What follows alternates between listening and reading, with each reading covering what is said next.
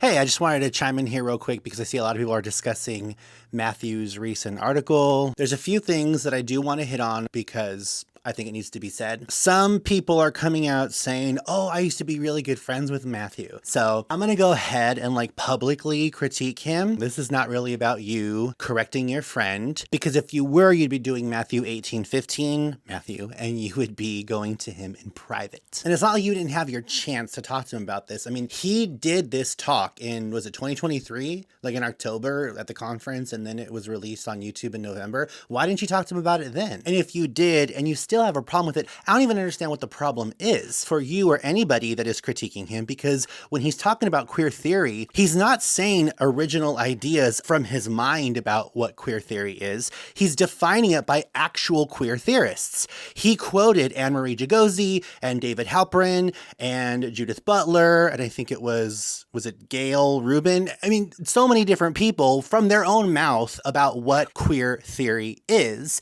that advocates and endorsers of queer theory would endorse. I don't understand. It's like you're coming for the messenger instead of critiquing the actual message itself if you feel like that's misrepresenting you as somebody that identifies as a queer person. All Matthew is saying is something a lot of gay people are saying, is that that word, although you may think it completely represents you, does not represent me. And there's a lot of different reasons for that. That in itself is offensive, to say, no, I don't actually identify with that word. You can, but I don't. That's offensive? Whatever happened to individuality? Or are we not allowed to be individuals anymore? You just have to think like the hive, or you're an oppressor. I thought diversity was something that we championed. Or was it only for skin color, gender, and orientation, not about diversity of thought? Also, Matthew did a video where he was clarifying points that some people thought they were making.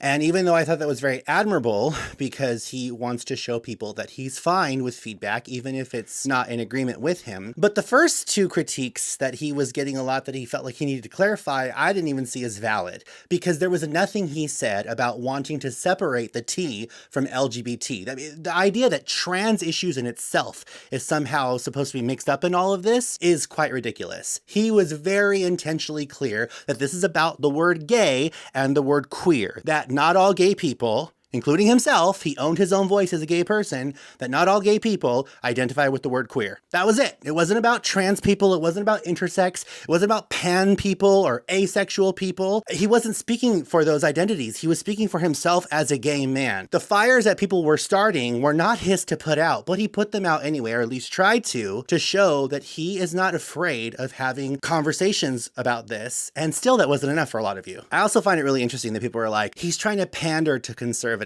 or he's going after a group of people that are never going to accept him. Or these are just his views. Why do all gay and lesbian and bisexual and trans people have to see things a certain way? Is there no room for gray? Is everything black and white? I thought we were supposed to be against binaries.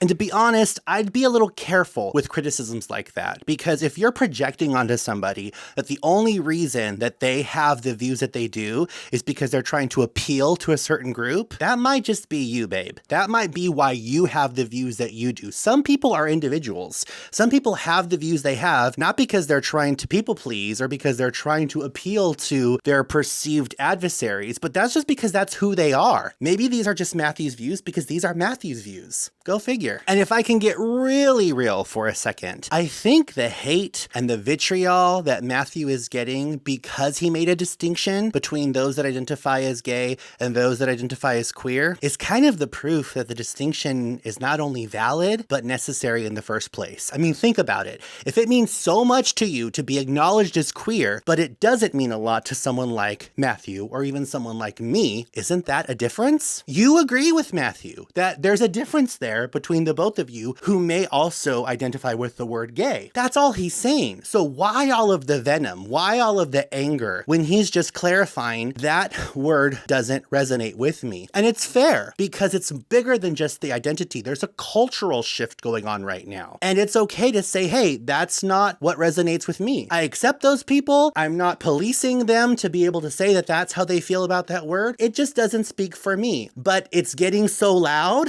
that it is being seen as a synonym for someone like me. I just want to be clear that it doesn't, because my identity matters. The way that I identify matters. Isn't that the whole point of celebrating yourself as a queer person, is that the way that you identify matters? Why isn't someone like Matthew or someone like me given that same respect? Just something to think about.